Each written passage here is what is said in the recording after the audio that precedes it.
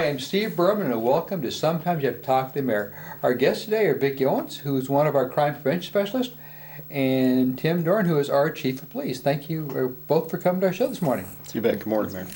Okay. We've got a lot of publicity lately in Gilbert, the fact that our crime rate is so low. In fact, it's the lowest in the state of Arizona right now.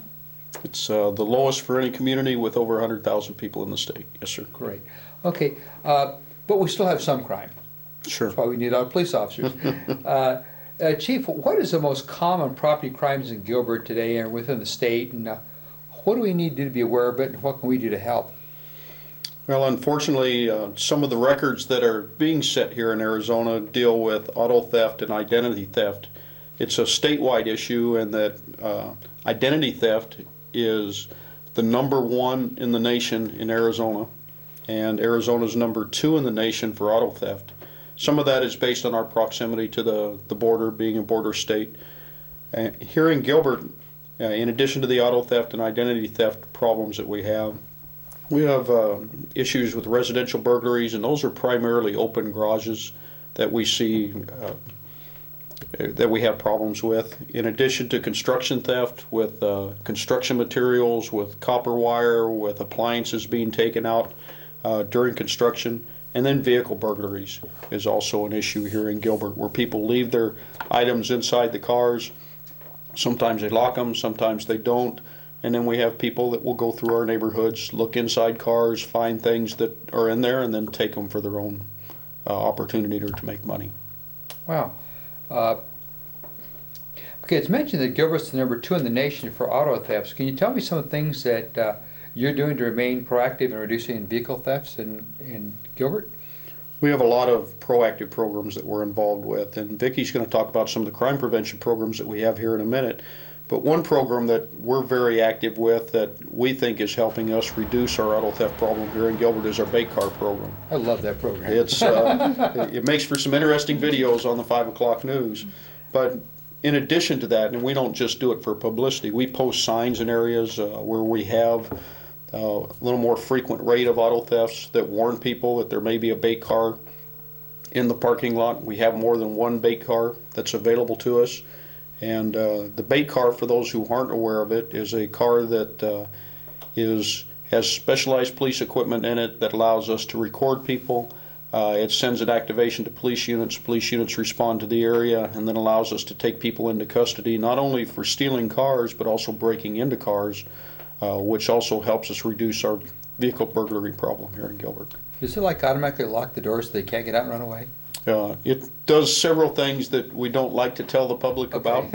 But and fill the car with tear gas. The best part for it catches them right on video, and it allows our dispatchers to watch as it's going down up in the radio room, and they can coordinate the units in to take the people into custody. And the other part about it is it reduces the opportunity for vehicle pursuits, which is something that we just don't like to get into unless we absolutely have to. Some of the other things that we do is that we use our analysis and intelligence unit to put together maps that are published each week to our officers, which identify the locations where auto thefts and vehicle burglaries take place. And we also post those on our police department website so the public can go in there, look and see where these crimes are taking place, so maybe they can be a little more proactive themselves in helping us reduce the problem. Now you say we post areas where we put our bait cars? Not all of them, but in some of the areas where we have a higher rate of vehicle thefts in the community. Why? And in conjunction with some of our like apartment complexes that may ask us to do it, or shopping complexes and whatnot. Oh, just as an additional deterrent? Yes, sir. Cool. Vickie, can you go over some of the programs that you have in place? Some of the proactive prevention programs that we have in Gilbert right now. One of the ones that we do is called the Watch Your Car Decal Program. That's through the entire state of Arizona. We work with the Arizona Auto Theft Authority, which is basically a branch of the governor's office. The Watch Your Car Program, Decal Program, it's basically a program that in your registration, you sign up for it. You get a decal that goes on the front and the back of your automobile. Basically, that decal signifies that if your car is seen out between the hours of 1 a.m. to 5 a.m., which is the high time for vehicles to be stolen, you have given police the authority to pull the vehicle over to verify that in fact you or someone that you've authorized is driving that vehicle. Great deterrent. Some of the other things we do VIN etching. Have you ever heard of VIN etching? It's the vehicle identification numbering. We take the VIN number of a vehicle and we place it on every piece of glass. We receive grant funds for this equipment in Gilbert, and I've heard that they charge between $300 to $500 at a dealership to have this done. So it's a great benefit to our citizens to come down. It takes about 10 minutes, but we take that VIN number, put it on every piece of glass on the vehicle. Basically, that is a deterrent for someone who's stealing the vehicle to take it to a chop shop. Because normally in a chop shop what they'll do is re-VIN a vehicle, repaint a vehicle, resell a vehicle. Having it VIN etched means that they're not able to change that VIN number. So the profit loss is great if they have to replace all of the glass on the vehicle. As well as getting grants for some of those programs, we also receive grants for steering wheel locks as well. So we give free steering wheel clubs to individuals, citizens that participate in these programs. And these events we do throughout the entire year at different locations throughout the city. So we hope to catch most of our citizens in every corner to be able to participate. So say that again, Vicki, if I wanted to get my VIN number etched into my glass, do I make an appointment? How does this happen? We have different events throughout the year. You can actually go on a website. It's www.stopautotheft.org. And on that website, it will show the different Gilbert locations. At those events, you just drive your vehicle in, make sure you have your vehicle registration with you as well, and we do it on site. It takes about 10 minutes. Very quick process, but very beneficial in the sense that it is definitely a proactive activity for you to We register. just can't pull up from the police station and say, hey, No, but Let's we go do drive. do it for if large subdivisions would like to have a gathering on one particular day, we can arrange that. so part of a different block party then? businesses. Yes, yes. That's a great deal. Yeah. We also recommend that folks, too, as another kind of proactive program, we focus in on the state's attorney's office website. They have a new website now that actually you can go on to if you, let's say you have a vehicle parked out front of your house and you're wondering has it been stolen or not. There's a website you can go on to actually see if you put in either the license plate or the VIN number if it's been reported stolen. So it gives citizens the opportunity to access that database very quickly as well to find out if a vehicle that's maybe been parked in their community, in their neighborhood for a certain amount of time, they can find out if in fact it has been reported stolen. So that's another good website. Well, people do. I've driven by. In fact, we had one in my neighborhood. A car was parked out there for a couple of days, and I finally called the police, and it was stolen. What is reasonable? What if it's a car that you don't recognize in even more than a day or so? Is it worth calling on that, or? Oh, you bet. And it goes back again to the way we encourage people to get to know their neighbors. If you know your neighbors, you know what type of cars that they drive, what their relatives drive, you're going to know that a car is out of place in the neighborhood. We have no problem whatsoever in coming out and checking if a car appears to be abandoned or is out of place in a neighborhood to make sure that it's not stolen or being used for a criminal offense. One of the things that we see quite often is that stolen cars will be used to come into a Gilbert neighborhood. The people in those cars will then steal other cars or be involved in burglaries. So people frequently tell us that, well, I don't want to bother the police with those types of things, but we want you to bother us with those kinds of things, and it's really not a bother. No, does it? I assume it would help if you saw a car sitting out there for a couple of days. If you actually, when you called to report it, you had the license number as well, right? Yes, sir. Very much so. Oh, great. Last year, the governor proclaimed the first Saturday in March as Vehicle Theft Prevention Awareness Day throughout the state. Can you tell me more about this activity and what's planned for us this year? Sure.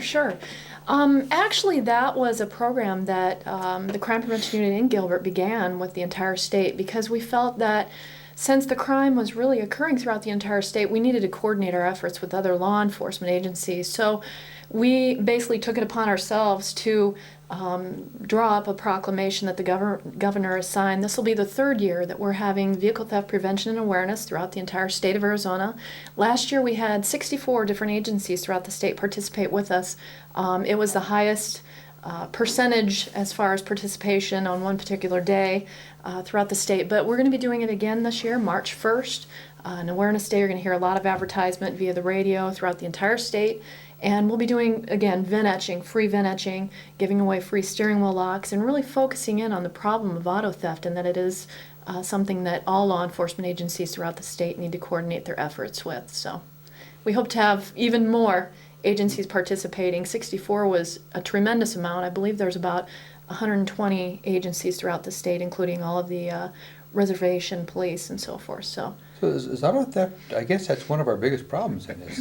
I guess in the state it is, but is it, I guess it flows into Gilbert as well? There were more than 53,000 vehicles stolen in the state of Arizona last year. Well, I'll ask you a weaselly question. You know, I've got an old car, someone steals it, hey, I got insurance, why should I care? I mean, that'll get me a new car, and the guy won't get far with the car because it's not that good. So why should I care if someone steals my car? My new truck, that's another story. But why do I care if someone steals my old cars? There's a very big reason, because what we're seeing, there's really two reasons that people steal cars. We have some local gangs and career criminals that will steal cars for profit, and that they'll look for the nicer, newer cars that they'll then take, strip out, strip for the parts, and then resell the parts. And that's all about making money. But the other issue that we're seeing right now is stealing cars for the purpose of criminal activity. And one of the reasons we have such a high rate is our proximity to Mexico. And that's where we see a lot of older cars that are stolen, that are then taken into Mexico and used to bring illegal aliens or illegal drugs or a combination thereof back into the United States. Or the issue of using that stolen car just for transportation locally to commit additional crimes. Like we talked about before, stealing the car, going into a neighborhood to steal other cars or to steal other people's property, then abandoning that vehicle. So it is a concern that, and the worst thing that you probably would want to have happen is your car used in a crime, somebody gets your license number, and then the next thing the police are knocking on your door, the owner's door, saying, hey, your car was used in a crime, what were you doing at 2 o'clock this morning, type of thing. And can you prove it? And can you prove it? So it really is a concern, and it helps facilitate other crimes. Auto theft feeds into other crimes here in the state of Arizona. What all can we do to keep our cars from being stolen? We'll definitely participate in some of the programs I've talked about, but even more so, the really common sense measures, locking your doors, taking your valuables out, those things are really important. A lot of folks too feel that because their vehicles are in their garages that they're fairly safe, but criminals have decoders, they can get into garages fairly easy. So making sure that even when your vehicle's in the garage, to keep it locked, take your valuables out, all those common sense issues are big. You know, another crime that burglary makes up a substantial amount of Gilbert's crime data. Again, keep in mind, our crimes are lower than any place in the state, but we still have some burglary. I've been the victim of burglaries at my retail store a couple of times and at my home once. And it is a strange feeling to know someone has been in your home and just taken what they wanted. Vickie, what can you tell me about our burglary prevention programs? What can people do to? Because I was shocked. Yeah. Well, first of all, I think that as far as residential burglary is concerned, I think there's kind of a misconception as to when that kind of crime occurs. They show it in the movies. They really capture it as being a crime that occurs at night. Someone comes in a ski mask and, takes your things while you're asleep. It's not that way at all. Actually, middle of the week, middle of the day is when is the highest time for residential burglary. So we actually have a program called Lock 'em Out that we do for both commercial businesses, for commercial retail, and residential homeowners, that will come out and do a free security inspection and talk about some of those issues. Now, with residential burglary per se, some of the things that we really talk to folks about, and it's the whole concept of normally residential burglary is going to occur when you're not at home, when you're at work or at school. Doing simple things like keeping your radio on, maybe a transistor radio plugged in front of your doorway, gives the illusion that someone might be home. And again, most of the residential burglaries occur during the day hours when folks are gone. Other things that we tend to see during our home security inspections is things like lift on sliding glass windows. Although the windows lock in the center. Most of the newer homes have the windows that go side to side. The problem isn't necessarily that they are pushed open, either left or right, but that they lift completely out of the track. And if you cut the screen and stick a screwdriver in, you can literally lift a lot of those windows out. So we have some simple, using one panhead screw on the top of the track. We actually show the residents, what they can do to eliminate that issue. But about 85% of the homes that we look at have that issue with the lift in the windows, which is a big one. And keeping, side gates padlocked as well is a really important thing, because it eliminates that access point of the criminal being able to go out the back Arcadia door and coming through the side gate. But it's a good program we go through. And again, it takes about half hour, 45 minutes, free program for citizens. I know that we did a retail did it at my inspection house. with Yes, you. you did. Yes, your home and your business as well. Commercial is a little bit more extensive, really going through the different things that you can do on site. Some of the major things that we see in Gilbert with the commercial businesses is actually their doors, their back door areas. They might have great locks, but they have such a gap between the door and the actual frame itself. And having like a latch protector, which I brought with me, is a really important key for commercial businesses to have on their door, those latch protectors, so that you can't actually use a screwdriver or some sort of device to break through that lock. So again, free program called Lock 'em Out. They can call us and get information to have that done. Take advantage of these programs because they're very good. In fact, I was robbed, I think, 2 or 3 times, or burglared 2 or 3 times in my retail store until Vickie came out and we armored that place, and I didn't get burgled again. Chief, I keep using the word robbed and burgled interchangeably. You've been very courteous not to correct me in either way. Could one of you please tell the audience exactly the difference between the two? Because people, when they call someone 911, they say, I've been robbed, and they put to death. It's a common misconception, and a lot of it comes from the media, because you'll hear it all the time that this business was robbed, or somebody robbed this home. And robbery really is much different than a burglary. A burglary means somebody enters onto somebody's property or their business in order to take something or commit a crime, whereas a robbery is where it's being done by force. So a person against a person taking something by force, either armed or it can be strong-armed, like a purse theft or whatnot. So they are really 2 different types of offenses. If I can, for a minute, tell you about another program we do with burglary prevention that we do with our officers and our volunteers, is that we look for open garage doors. We've talked a lot about the problem that we have with open garage doors. So we provide our officers with the information on where these open garage type burglaries are occurring, and we use our volunteer force, which is a great group of people that come in and help us free of charge at the police department. And we ask them to go through those neighborhoods when they have the opportunity to do it. If they find an open garage, they'll make contact with the owner if there's somebody home, and if not, they'll leave them a notice on their door to tell them, hey, your garage door was left open, and here's some tips on burglary prevention. So that's another thing that we do, in using our officers, our volunteers, and our crime prevention folks hand in hand to try to do some things to reduce this problem here in Gilbert. Now, what are some of the things that homeowners can do to protect their property? Well, we kind of already covered a lot of the residential burglary things. With the holidays coming around, actually, it's a good idea to talk about some of the things they can do. Especially people have their Christmas trees up, their holiday trees, and lots of gifts around. We like to talk about to the citizens about the fact that it's important to really place your holiday gifts in different locations of your home as well. So if you are a victim of burglary, then it's a lot more difficult for them to come in and just steal everything from right under a tree. And also, don't put your tree, Christmas tree or holiday tree, in front of windows that everybody can see. We say put them in a more confined location of the home is important. But with the holidays coming around, that's definitely an important topic. And things that you do over the holidays, even when you're shopping, are important.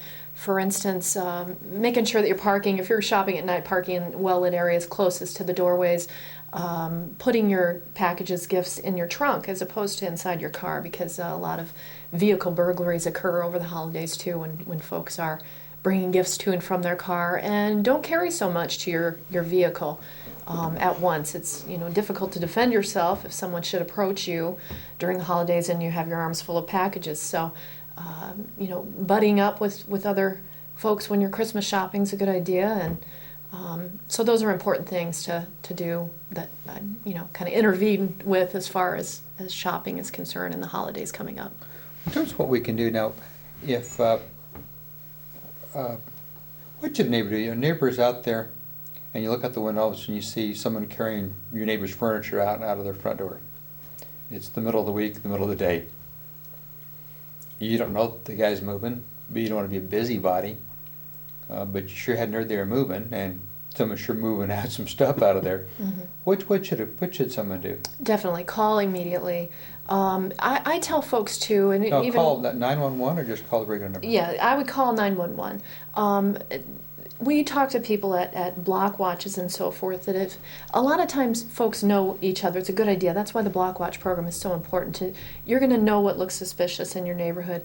If your neighbor hasn't told you that they're moving, it can be, in fact, a residential burglary that's occurring. So it's a good idea to not only, you can have your neighbor's phone numbers as well, to call them and to call 911 if, in fact, you have any issue. If you want the police to go out there and check, definitely call. Because our police are out on patrol all the time. I mean, Chief, if I were to see somebody carrying furniture out of my neighbor's house, and I've never seen a for sale sign in front of their house, and it just looks funny to me. How long would it typically take if we were to call an officer to have them out there to ask the questions? If it's coded as a possible burglary in progress, and that's a very high priority call for service, and we're right now getting there within 5 minutes of the call. If it's a suspicious activity call, depending on the nature of the information that comes into us, we'll be there hopefully within 15 minutes of the call. So there's plenty of time to catch somebody if they're Yes, sir. carrying your stuff out. Yes, sir. And the important thing is be a good witness. In case they do leave, get as much information as you can about vehicles, people descriptions. Look for something special about the car or truck, signs on the side. That helps us a little bit in determining, does this look like it's a burglary in progress? Most moving companies are going to have signs on the side of their vehicles versus somebody loading things into the back of a pickup truck. So the more that people can get to us about the vehicle and about the people involved in case they do leave, then our officers can be watching for that as they're responding into the area and possibly make a stop as they're coming or going. Now, Vickie, you brought up the notion of not carrying too many bags out your car at Christmas time. What do? You're out there, you're Christmas shopping, and all of a sudden, 2 or 3 young guys, or young women, but Yeah. usually young guys, come and surround you and get in between you and your car, and they say, give me your packages. Right. Well, and I'm sure as in other episodes, Chief has discussed our crime rate. A majority of our crime is in fact property crime, but there's a small percentage, very small, in Gilbert that's violent crime. We do self-protection, self-awareness classes at the police department as well. In that certain circumstance, I believe that I always tell folks that property is not worth being hurt for, it's not worth your life. Give it up. If someone wants your purse, you give them the purse. Again, property is not valuable as you coming out well and not being hurt. And as the people are running away, that's the time to make the noise and draw attention to the people, not at the time when they're confronting you. Because some people, and obviously some of these crimes are connected with drugs and they aren't thinking straight in the first place. And like Vickie said, your purse, your wallet, your package can be replaced. It's not worth a human life. And at times deaths can occur accidentally, and just pushing somebody, they fall to the ground, they hit their head, and now we're dealing with a death situation. So we really encourage people, don't resist. make noise, be a good witness. That's the best thing people can do for us, is be the good witness, make the noise as they're running away, and then that draws attention and people are calling 911 when that's taking place. And Okay, so that's the best time. You can scream bloody murder, but once they're heading away from you, because they probably won't come back and shut you up. That's correct. They'll continue the, and then just do your best to spot where they're going and what kind of car they're in. And, exactly. Yes, sir. And then it's a wonderful thing about cell phones now. It's sure easy to get people on the phone with a. I know this wasn't what we hadn't planned on talking about that, but it is something you do think about it at this time of year. Gilbert's are very safe. We have well-lit parking lots. We try to do everything right, but it's stuff happens. Okay, again, I think we just talked about it, but special things that we should do to protect ourselves over the holidays. Is there anything else that you can think of we need to be thinking about over the holidays to protect ourselves? Another thing, many of our larger complexes now are retail complexes offer the shuttle services out to your car. That's a great opportunity. While we encourage exercise, and it's a good thing, especially for people who are by themselves. Take advantage of those. Jump on board. They take you right to your car. They bring you back up to the store, and it's really a good thing. And the other thing is being observant when you're in the parking lots. Look for things that are out of place. And if you see things that are out of, people just cruising the parking lots, people trying car doors, those types of things, give us a call so we can come out and check on them and see what they're doing. The malls tend to be the #1 locations as well in the state for automobile theft, so make sure that you're using your steering wheel locks as well when you're at the shopping malls. Metro Center, I believe, is the #1 location in the state currently for auto theft. Actually, the top 4 are all malls in the state, so making certain that you're doing those things to protect your vehicle while you're shopping too. It's important. ID theft. Tell me some ways people can better protect themselves. I know that happens a lot this time. I guess because of all the credit cards being used. Sure. And the key there is awareness, is checking your financial records. Look over your bank statements. If you see something that you question it. A lot of people share their bank accounts with their spouse or whatever, and sometimes they'll see an expense and may not want to question it, but it's really the best thing to do, because that's probably the #1 way that people use identity theft in order to profit themselves, is to assume your identity, then use your identity to purchase items illegally, and then you're stuck holding the bag and the bill.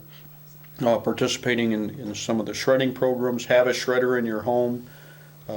Be very careful about what you're throwing in the trash, but the key really is awareness of constantly checking your financial records, your credit statements, and making sure that there's some new programs that are out there, some private programs that are available on the market that will now help people identify when their identity may have been taken. If you lose your driver's license, some people will lose their license, they don't think it's a big deal, and I'll just go out and get another one. That's a big issue, because once somebody has your driver's license, then they can very well assume your identity just based off of your license or any other photo identification that you have. Now, Chief, on your driver's license, you have a choice of either using your Social Security number, which you've all got memorized, or using a number assigned by the state. Is one safer than the other to have on your driver's license? I strongly recommend that people do not use their Social Security number. Can I hear that one more time? I strongly recommend don't use your Social Security number, and protect that Social Security number. And most places, when you come in, and there's normally a statement that you're not required to give your Social Security number to anybody. And most of the time it's voluntary, and you need to be very careful of who you're giving your Social Security number to. That's why most places now, like health plans, will only use a portion of the number and not ask for your entire number on documents and those types of things. Mm-hmm. And the other thing is safeguard your mail. If you've got, if you're using checks, not a lot of people use checks anymore, some still do. Don't put your checks in a regular mailbox in front of your house. Put them in a mailbox like at a post office, those types of things. We have a big problem this time of the year with people going around because people are paying a lot more bills.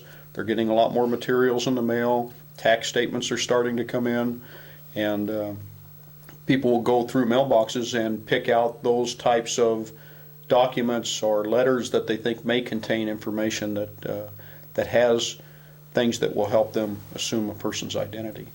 So those are some very quick things that awareness is the number one thing, and then the prevention is the shredding and watching your mail, watching what you throw away in the trash. Some of the other things that I really press upon during the holidays is a lot of folks do online purchasing through the holidays for their gifts and so forth. Important thing that I like to tell people to do, and it kind of bounces off what Chief had mentioned, is have one particular credit card that they use only for the internet purchases at a very low balance, so that they can maintain those records and watch those records as well. So It's amazing how easy it is for somebody to obtain fraudulent identification.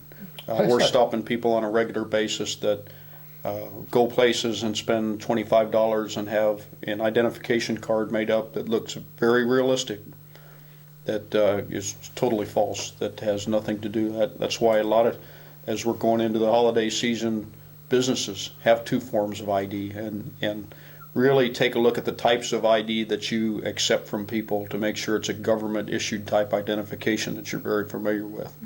And there's nothing wrong with asking for two. I don't get offended when I go into a store and somebody, in fact, I appreciate that they're asking me for something else to make sure it's my credit card being used or whatnot. also, January 1st, 2008 is actually when all credit card machines should be transferred, completely transferred from the 2003 FACTA law that the President signed. They should all be changed over to only reflect up to the last 5 digits of your credit card number.